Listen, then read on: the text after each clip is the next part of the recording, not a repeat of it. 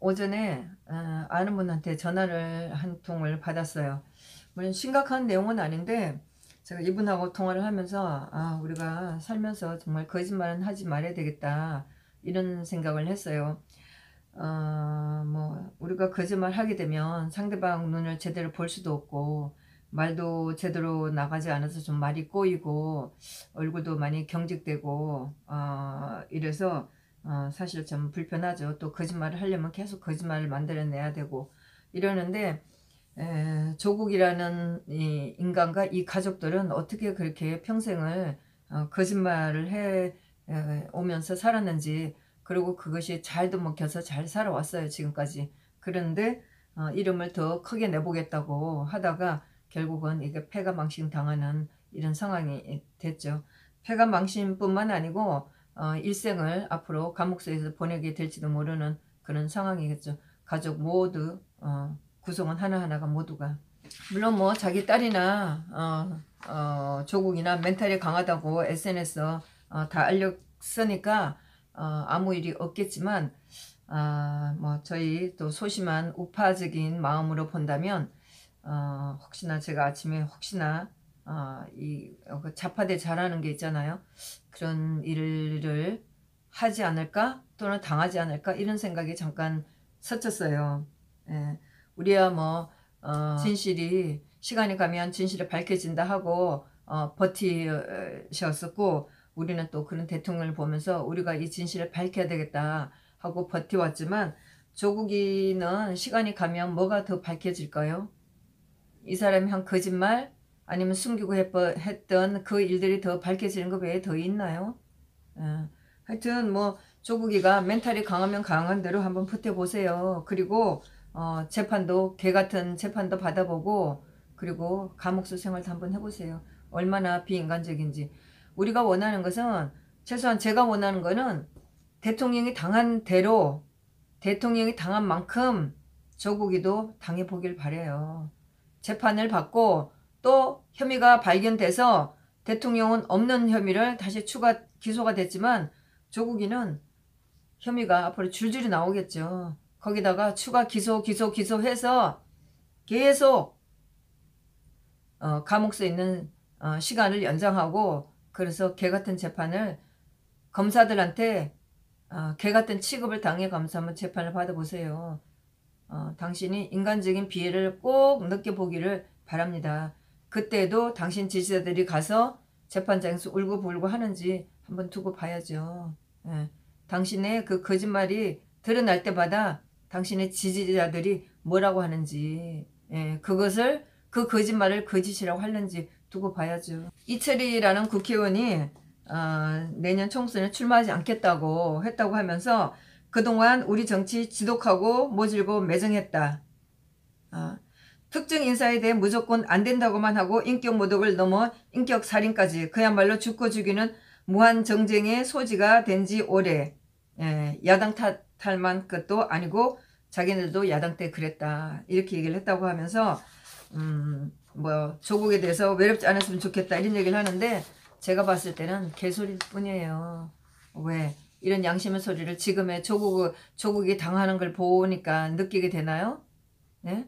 그리고 박 대통령, 죄도 없는 박 대통령을 내쫓고 길거리에 사람들이 3년 동안 이렇게 나와서 대통령이 죄가 없다고 울부짖고 있는데, 그런 거를 보면서도 하나도 느낀 게 없고, 조국, 이 거짓말하는 일가족을 보면서 당신의 그런 양심 가책을 느껴서 총선에 안 나가겠다고요? 내년 총선에는요, 지금 국회의원들 다 바꿔야 돼요. 대통령을 탄핵시키는데 가담한 이 국회의원들은 여야 할 것 없이 전부 다 바꿔야 된다는 게 제 소신이에요. 이렇게 하지 않으면 우리는 이 배신의 역사를 계속 반복할 수밖에 없어요. 국회의원들이 한마디 했다고 해서 윤석열이가 뭐 이거 했다고 해서 영웅이라고 하는데, 영웅은 무슨 영웅이에요. 윤석열 영웅 아니에요. 이 사람 우리가 알고 있기로 2014년부터 대통령을 내쫓기 위한 이거 기자들하고 놀아난 이 사람 영웅 아니에요. 무슨 정의심이 있어. 이 사람이 무슨 정의감을 가지고 있다고 칭찬을 해요. 청와대 앞에 가서 들어누웠던 그런 사람들을 보고 유튜브를 찍는 그 유튜브에 제가 들어가 봤더니 댓글들이 장난이 아니었어요. 윤석열이가 영웅이라고 지지해달라고? 이 사람들을 그렇게 말하시면 청와대 가까이 가서 들어누우시는 분들 지금 세상 물정 하나도 모르고 지금 목사 따라 나온 거예요. 윤석열이가 영웅이라뇨. 대통령께서 2017년 3월 12일 날 사저로 돌아오셨는데 아니다 다를까 조국이가 또 한마디 했더군요. 예, 트위터에다 썼는데 일말의 연민이나 동정심도 사라지게 만드는 퇴장이다. 이랬어요. 우리도 잔인함을 가져야 돼요. 잔인함을 가져서 이 배신자들을 전부 다 쳐놔야 돼요. 이 역적들을 우리가 절대로 용서하면 안 돼요. 물론 저도 어제 조국에 대한 얘기를 썼어요. 저도 잔인해져야 되기 때문에 조국에 대해서 악담을 저도 했어요. 조국이는 그동안 자기가 했던 행위에 대해서 보상을 받는 거기 때문에 한 개도 억울할 거 없어요. 2017년도 말인가 2017년도 초에 심재철이가 아마 그때 처음으로 뭐 그나마 그 자한당 국회의원들 중에 처음으로 좀 센 말을 했어요. 문재인은 탄핵 당해야 된다고.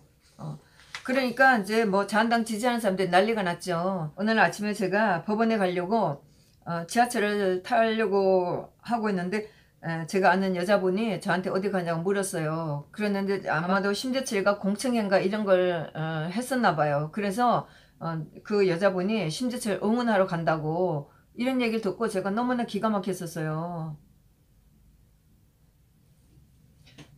제가 또 심재철이가 그날 그때 문재인은 탄핵을 해야 된다 이렇게 한 거에 대해서 오정천 기자가 이 사람 보고 자기 그 오정천 기자의 방송에 나와 달라고 얘기했더니 이 사람이 거절했어요. 자기는 그렇게는 못한다고.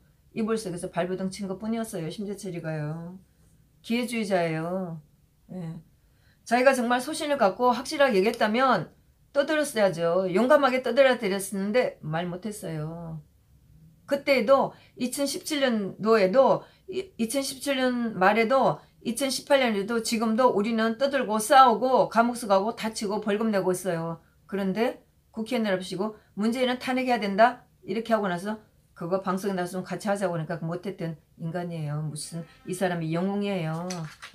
대통령을 탄핵시키고 나서 이제 한마디 두마디 하는 거죠. 기회자일 뿐이에요. 내년에 여야 할 것 없이 배신자들은 전부 다 바꿔야 돼요. 그리고 며칠 전에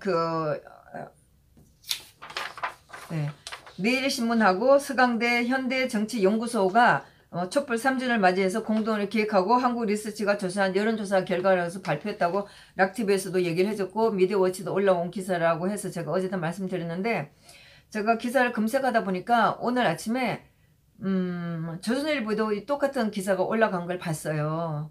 그랬는데 조선일보에 그 자유한국당 지지층에서 69.8%가 탄핵에 부적절했다라고 하는 요 말만 싹 뺐어요. 이게 조선일보예요. 대통령을 탄핵시키는데 앞장서 이 언론들 그중에 특히 조선일보 뭐 최근에 와서 조선일보가 달라졌다고 하면서 조선일보를 고작하다 이런 말도 어떤 사람이 했는데 절대로 아니에요. 조선일보는요 100년 역사가 창피할 정도예요. 조선일보는 없어져야 될 언론이에요. 예? 박 대통령 탄핵이 잘못됐다고 하는 한국당 지지층에서 69.8%가 나온 거를 이 기사에서 왜 뺐어요? 조선일보는? 네? 이게 조선일보의 실체예요. 제가 지난번 토요일날 서초동에서 촛불들이 시위하는 데를 가봤는데 촛불들이 그러더라고요. 기레기들은 정신 차려라. 바른 보도를 해달라 이렇게 얘기하는데 정말 웃음이 나오는 거였죠. 예. 언론들은 결국은 우파한테 버림받고 좌파들한테 버림받고 언론들은 다 없어져야 될 정도예요. 물론 뭐 제가 일부러 스스로 SNS 그 언론들을 찾아보진 않고 우리가 그동안에 그 언론들을 찾아보지도 않고 SNS에 누군가 올리면 그거를 봤을 정도지 우리가 언론 기사를 언론사에 들어가서 기사를 찾아보진 않잖아요. 그리고 솔직히 말해서 언론사에 믿음도 없는 언론사에서 하는 얘기 그거 우리가 그런 언론들 없어도 상관없어요.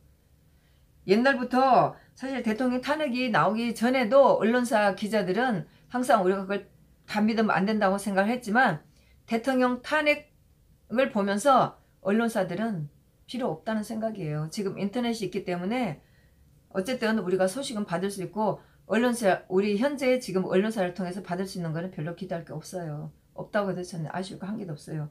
지금 가장 중요한, 지금 이런 상황이 누구 때문에 왔는데, 언제부터 시작됐는데, 대통령 탄핵에 대해서 이게 얼마나 중요한 건데, 왜 이 얘기는 꼭 빼는 거예요? 쏙 빼는 거예요?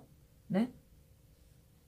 그리고, 자한당에서, 지난번에 국정감사에서, 국정감사에 나왔던 서울대 환경대학원 윤순진 교수를 고발한다고, 검찰에 고발한다고 기사가 나왔어요.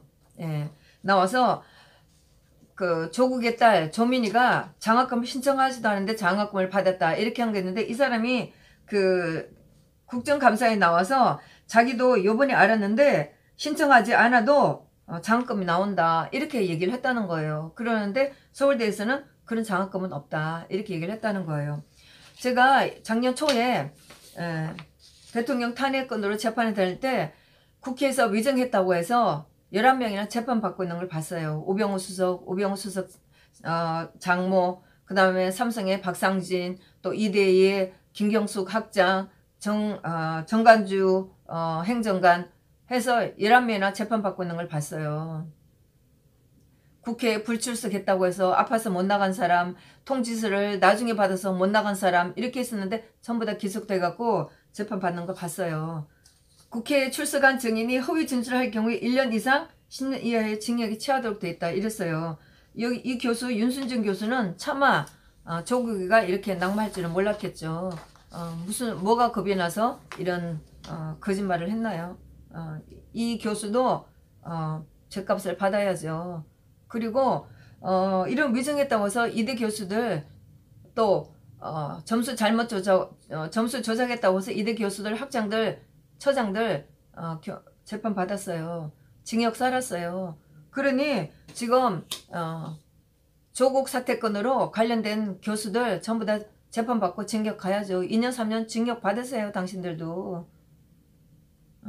이런 상황을 우리가 누가 한마디 했다고 해서, 누가 행동을 했다고 해서 영웅이라고 생각하시면 안 돼요. 예. 우리가 이 사람들 하는 거에 대해서, 열심히 하는 거에 대해서 우리가 막을 필요는 없지만, 그렇다고 우리가 이 사람들을 지지한다든가 응원한다든가 영웅이라든가 이런 말은 말이 안 되죠. 이렇게 하면은 우리가 배신의 역사를 절대로 바꿀 수가 없어요. 우리가 잔인해서야 되는데 일말의 연민이나 동경심도 사라지게 만드는 태장이다. 우리도 이처럼 잔인해져야 돼요.